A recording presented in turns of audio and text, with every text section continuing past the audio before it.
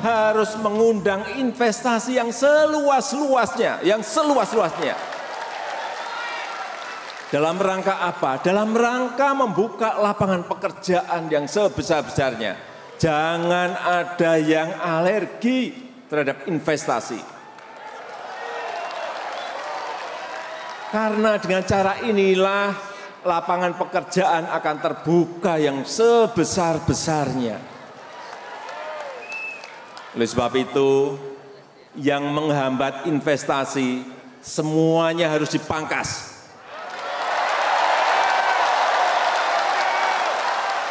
Baik itu perizinan yang lambat, yang berbelit-belit, apalagi yang ada punglinya.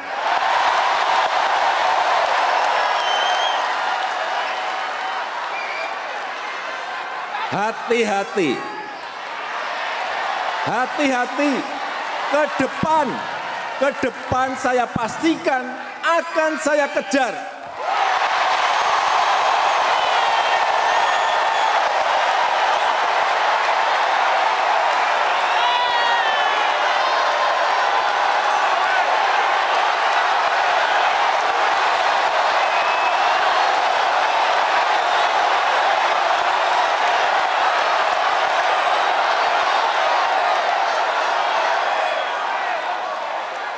Akan saya kejar, akan saya kontrol, akan saya cek, dan akan saya hajar kalau diperlukan.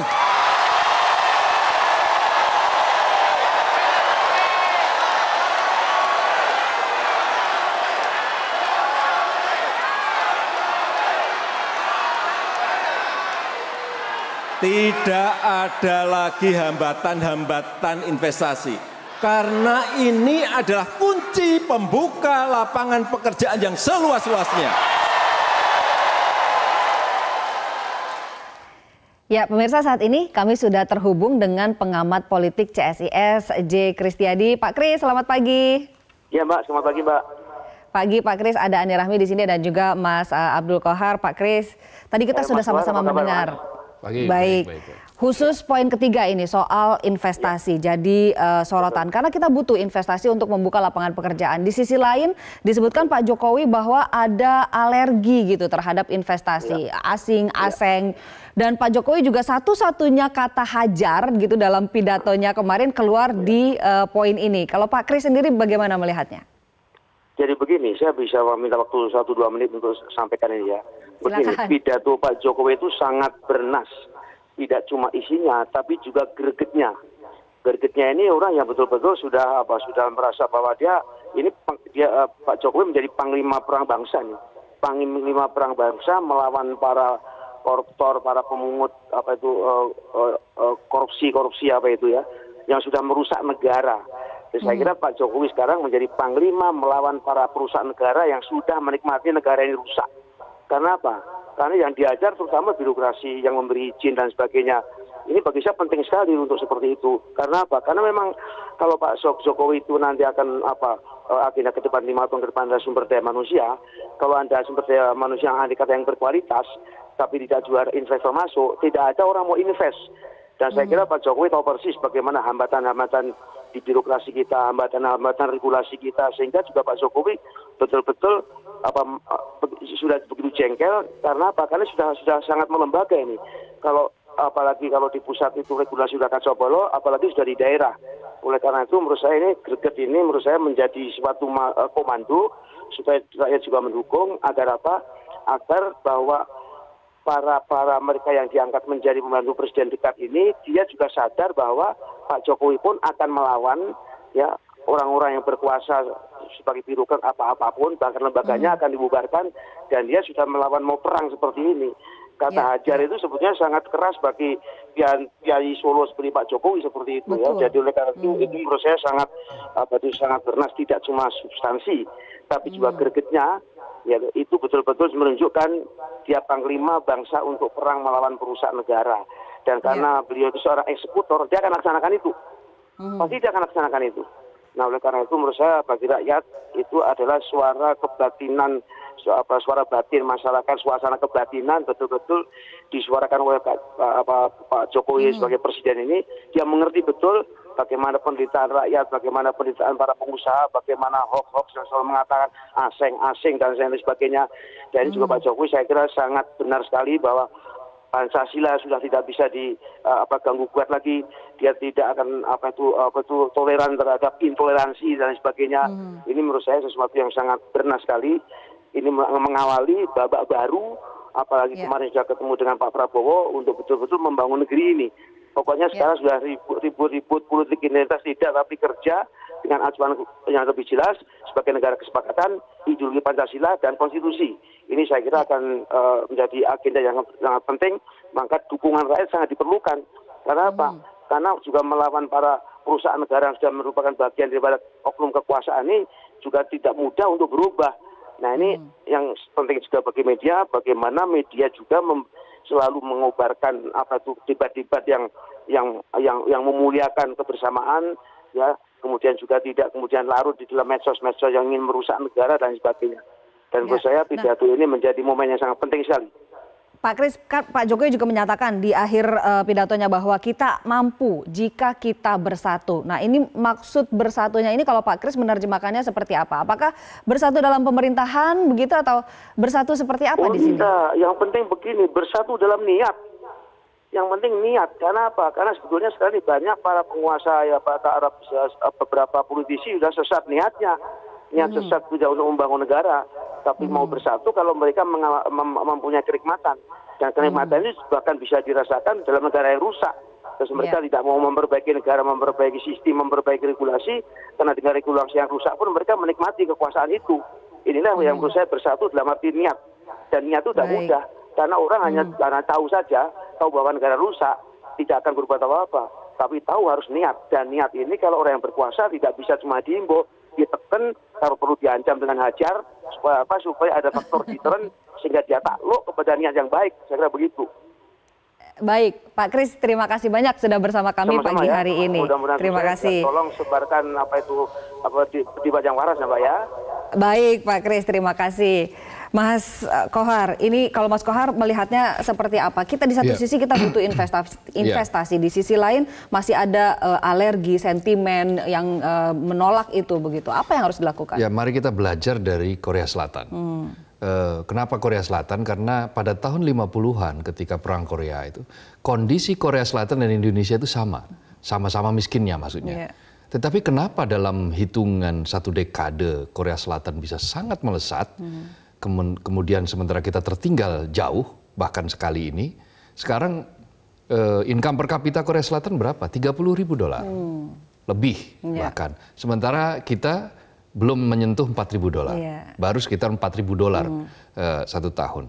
Apa yang dilakukan oleh Korea Selatan? Ada analisis menarik dari profesor dari Seoul National University, namanya Seong Kun, yang mengatakan begini, ada 3 kunci sukses. Kenapa Korea Selatan itu kemudian berhasil menjadi raksasa ekonomi, bahkan dunia, bukan hanya Asia. Pertama adalah visi pemimpin. Yang kedua adalah bangsa yang tekun. Dan yang ketiga itu adalah investasi. Investasi, bahkan utang sekalipun, mengkonversi utang menjadi sebuah ikutan untuk belajar. Marshall Plan dari Amerika Serikat itu kan diberikan ke Korea Selatan diiringi dengan transfer pengetahuan dan teknologi. Nah, syarat yang ketiga ini kan yang pertama visi sudah dijabarkan. Bangsa yang tekun bisa kita bina. Itu yang diajak berubah kan, dengan pola-pola yang baru. Tapi yang ketiga ini juga harus dilakukan, yaitu apa? Jangan alergi terhadap investasi. Kalau kita ingin hasilnya seperti apa? Korea Selatan sekarang peringkat ke-8 dunia. Artinya dari sisi kemajuan ekonomi, dia sejajar dengan negara-negara maju. Nah, kalau kita ingin meniti ke sana, belum terlambat. Karena itu pola harus berubah, mindset, cara berpikir harus diubah. Ada open mind, open heart gitu. Jadi pikiran harus terbuka, hati juga harus terbuka. Hati itu misalnya ya jangan baperan, jangan dikit-dikit dendam, jangan mewariskan dendam berkelanjutan, dikit-dikit curiga. Bung Karno itu punya pidato bagus. Kata Bung Karno dulu gini, revolusi atom itu harus disertai dengan revolusi mental. Revolusi atom harus dikawani dengan revolusi moral. Nah, kita harus bisa hidup di dalam alam pikiran saling percaya, mempercayai, bukan dalam alam curiga. Itu Bung Karno sudah lama loh pidato seperti itu. Artinya kita tuh diminta tidak usah jangan saling curiga, terus menerus, dikit-dikit mengatakan ini kepentingan asing. Padahal ujungnya adalah kepentingan bangsa. Nah, itu yang harus ditanamkan sejak dini kita. Ketika The Founding Fathers mengatakan seperti itu, dan kali ini pemimpin kita yang terpilih mengatakan hal yang kurang lebih sama, ya rakyat tidak ada pilihan lain kecuali mendukungnya bersama-sama. Nah, gitu. yang kedua tadi Mas Kohar, kan tadi masalah visi, masalah pola, lalu yang ketiga investasi. Masalah pola ini, itu juga disoroti oleh Pak Jokowi, reformasi birokrasi.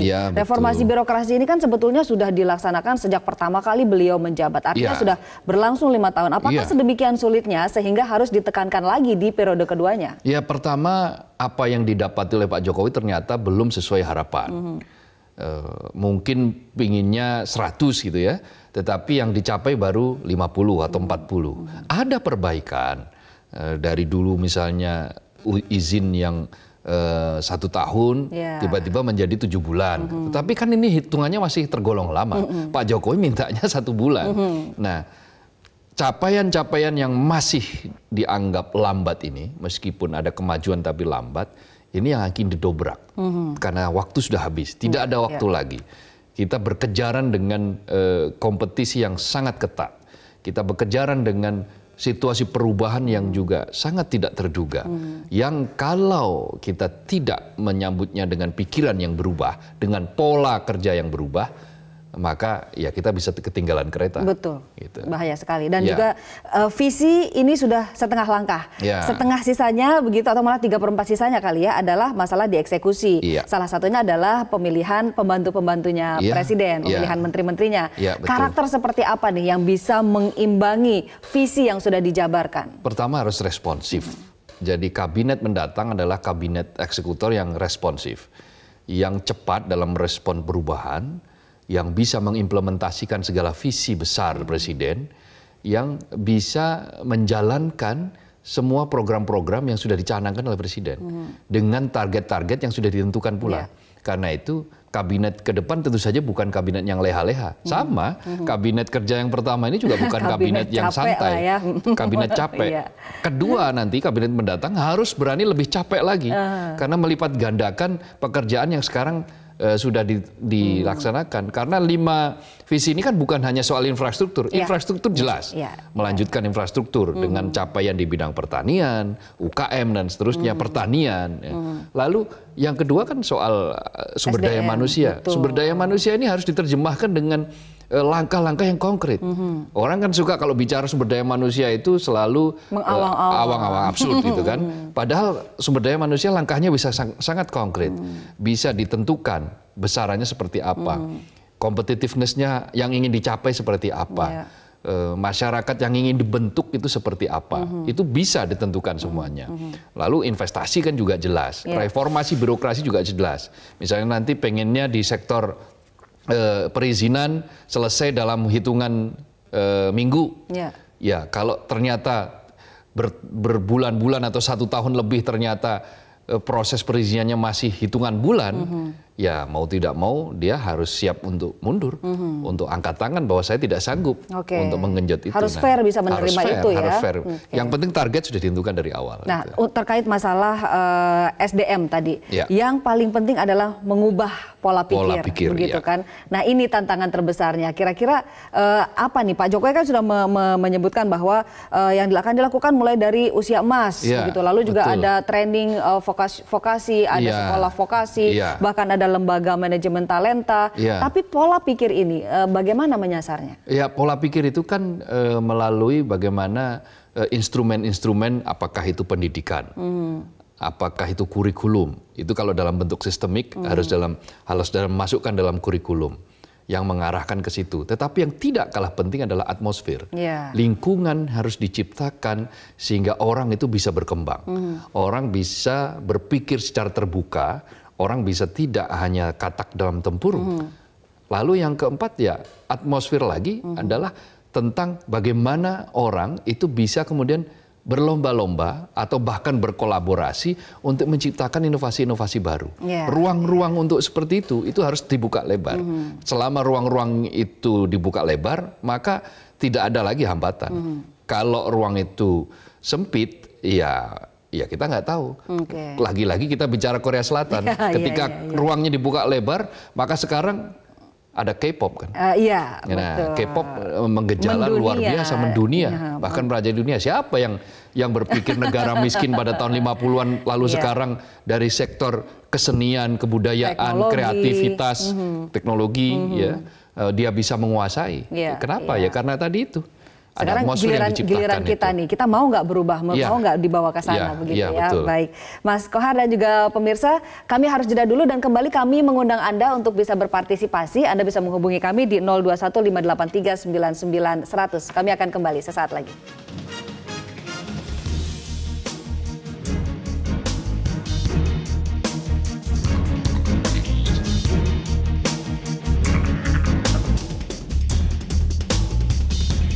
Kembali di editorial Media Indonesia, pemirsa, dan saya akan mengundang penelpon yang sudah menghubungi kami. Ada 4 penelpon yang bergabung untuk pagi hari ini. Saya akan menyapa penelpon pertama, ada Ibu Ong Meihua di Jakarta. Selamat pagi, Ibu. Selamat pagi, Mbak Anik Rahmi, Mas Kohar.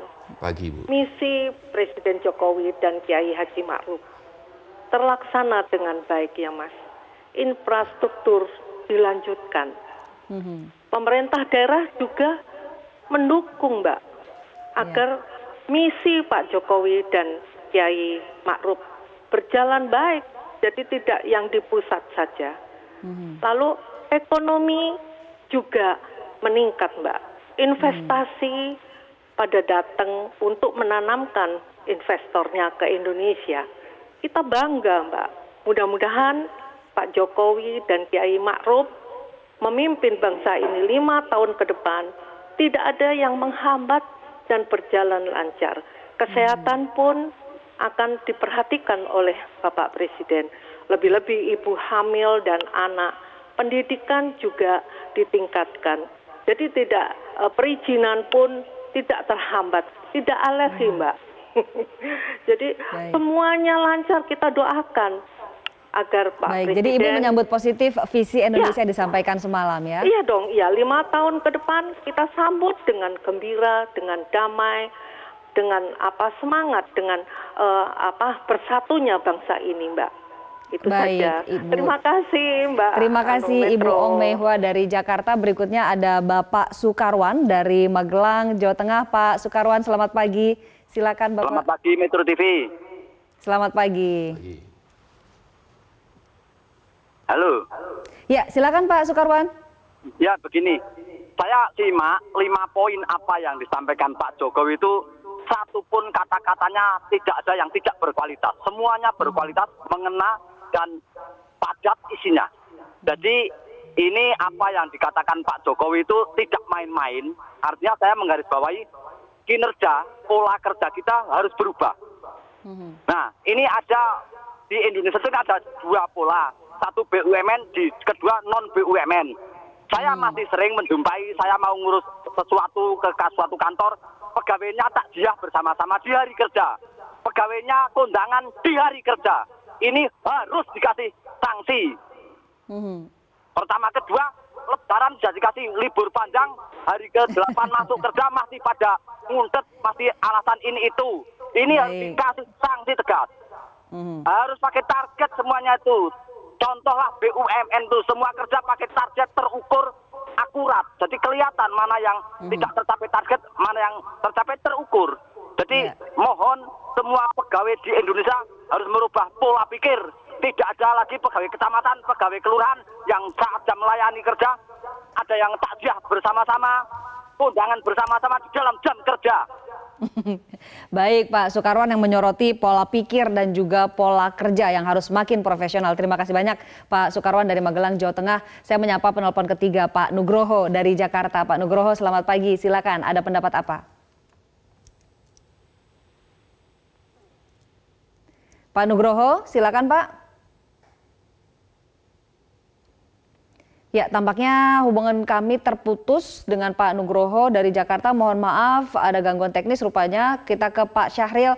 Pak Syahril dari Jakarta juga. Selamat pagi, Bapak. Silakan. Selamat pagi, Metro. Selamat pagi. Pagi, Pak. Kita mengacu kepada pembukaan pasal 45. Funding Father kita ini mempunyai visi satu, yaitu mewujudkan kesejahteraan rakyat Indonesia. NKRI ini didirikan untuk mewujudkan kesejahteraan rakyat Indonesia keseluruhannya. Jadi berdasarkan itu, saya belum bahagia, belum gembira dengan visinya Pak Jokowi ini. Saya khawatir ini hanya sekedar retorika saja. Saya baru bahagia apabila hasil kerja nyatanya nanti akan terbukti nyata, ya. Bagaimana perlakuan pemerintah terhadap lembaga-lembaga yang bertentangan dengan Pancasila. Bagaimana perilaku oposisi nantinya yang bertentangan dengan Pancasila yang menyebar kebencian dan fitnah. Bagaimana perlakuannya? Beranikah tegas? Bagaimana perlakuan pemerintah terhadap aparat-aparatnya yang korupsi? Berani nggak dia menindak tegas? Kita lihat nanti hasil kerjanya. Sekarang ini kan baru retorika saja. Jadi kembali lagi kita melihat hasil kerja nyata daripada Jokowi ini kita nantikan. Ya, bagaimana kita melihat sekarang itu sudah berbahagiakah rakyat Indonesia sekarang ini?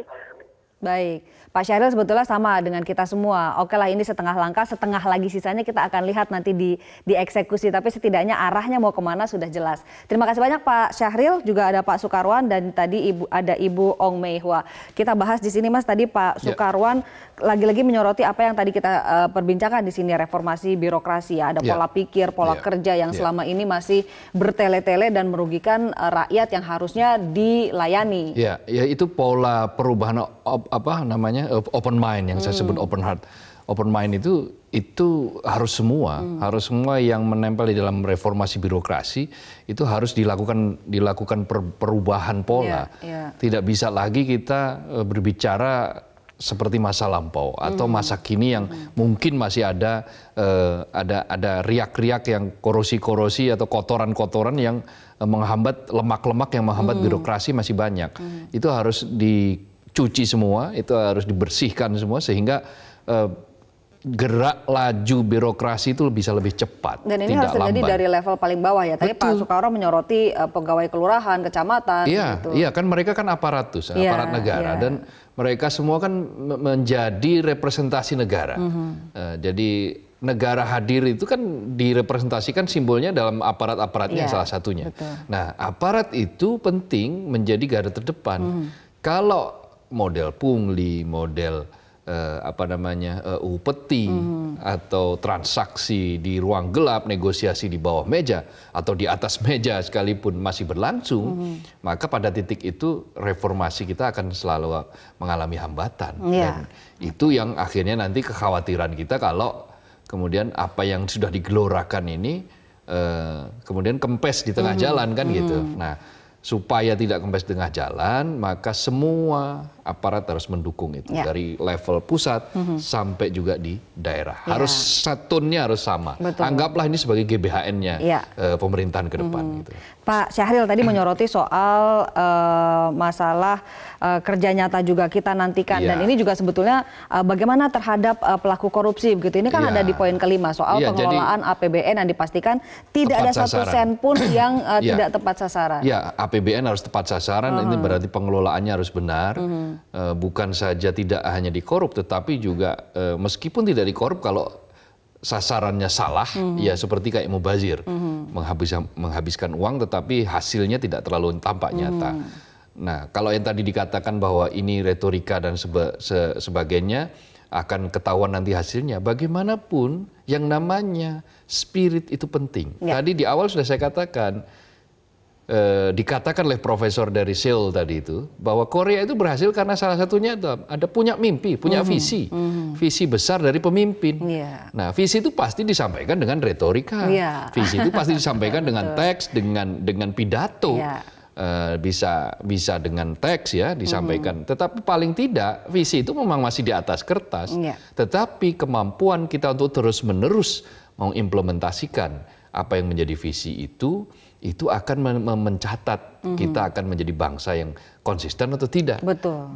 Bisa sanggup untuk menjalankan amanah kemerdekaan atau tidak, kan gitu kan. Apalagi implementasinya tadi seperti disebutkan Mas Kohar, betul-betul dari pusat sampai ke bawah semangatnya kan tadi sama. Pak Jokowi semua sudah perubahan bilang, itu ada di semangat kita semua. Semangat itu kan muncul juga dari banyak interaksi, betul. Bisa dari pidato dan seterusnya. Pidato Bung Karno itu juga banyak retorika, tetapi berhasil merekatkan Indonesia, berhasil membawa masyarakat kita kepada optimisme, harga diri bahwa meskipun kita bangsa muda yang baru merdeka, tetapi kita bisa punya harga diri. Oke, apalagi sekarang kita sudah besar bangsanya nih. Sekarang betul, semakin kita wujudkan bangsa besar itu mentalnya ini. harus besar. Baik. Bangsa besar itu mentalnya kecil ya bukan bangsa besar namanya.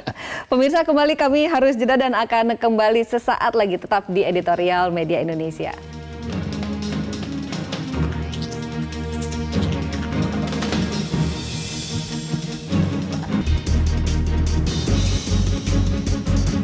Kembali Anda menyaksikan Editorial Media Indonesia pada hari ini. Mas Kohar, kita sudah punya presiden dan wakil presiden terpilih. Visinya seperti apa sudah ada. Artinya mulai dari besok barangkali ya adalah saatnya kita bekerja keras. Seperti itu kah? Ya, kalau begitu dilantik nanti begitu resmi sudah dilantik, maka pada titik itu Argo mulai bergerak gitu kan. Artinya pada saat itu janji-janji akan dibuktikan. Seperti apa? Misalnya nanti membentuk kabinet yang bagaimana? Apakah kabinet yang responsif seperti yang dijanjikan itu betul-betul akan terakomodasi? Mengakomodasi partai itu biasa. Berisi generasi muda begitu? Nah, generasi muda itu potensinya akan berapa? Tentu saja tidak asal muda ya. Generasi muda yang punya visi, yang juga punya kesanggupan untuk menjadi eksekutor juga. Kalau generasi muda tetapi yang hobinya istilahnya tidak terlalu senang dengan kerja keras ya repot juga, tidak sejalan dengan kabinet. Yang diharapkan adalah yang merespons cepat apapun situasinya. Tetapi yang paling penting adalah modal persatuan. Persatuan Indonesia itu modal yang mutlak diperlukan. Tidak ada di dunia ini negara bisa maju sebagus apapun visinya, misinya, tetapi kalau rakyatnya tidak saling mempercayai tadi, sebagaimana dikatakan oleh Bung Karno tadi itu, maka tentu saja negara itu tidak akan pernah mencapai kemajuan yang diinginkan. Bagaimana bisa maju kalau setiap ada yang mau bergerak maju ditarik lagi ke belakang. Setiap ada yang bergerak maju selalu disediakan lubang di depan, jurang di depan agar mereka terjebak misalnya. Nah, hal-hal seperti ini saling menjegal itu juga bukan pekerjaan yang bukan jalan yang bagus untuk kemajuan bangsa. Kemajuan itu mensyaratkan adanya stabilitas. Stabilitas itu tercapai apabila ada persatuan di dalamnya. Persatuan yang berdasarkan kesadaran yang diharapkan, bukan persatuan yang dipaksa. Sebagaimana sistem komunisme dan seterusnya itu kan kontrol betul, karena kalau kamu tidak bersatu kamu saya tangkap, bukan seperti itu. Kita sudah punya mekanisme demokrasi. Nah, saya menjadi ingat apa yang dikatakan oleh Bung Karno ketika pidato kemerdekaan. Bung Karno mengatakan kemerdekaan itu tidak menyudahi soal-soal. Bahkan kemerdekaan itu mendatangkan soal-soal baru. Tetapi jangan lupa, kemerdekaan itu menyediakan jalan bagi kita semua untuk memecahkan soal-soal. Nah, itu mari kita pecahkan sama-sama mari kita pecahkan bersama-sama. Gitu. Baik, dengan pola-pola yang baru. Mas Kohar, terima kasih banyak sudah menemani saya pagi hari ini. Pemirsa, visi besar Jokowi itu mustahil dicapai jika tidak dikejar bersama seluruh rakyat. Pun visi ideal itu bisa gagal terwujud tanpa perubahan pola pikir kita semua. Oleh karena itu Jokowi menyerukan perubahan pola pikir serta persatuan Indonesia. Demikian Editorial Media Indonesia hari ini. Saya Ani Rahmi, terima kasih banyak atas perhatian Anda.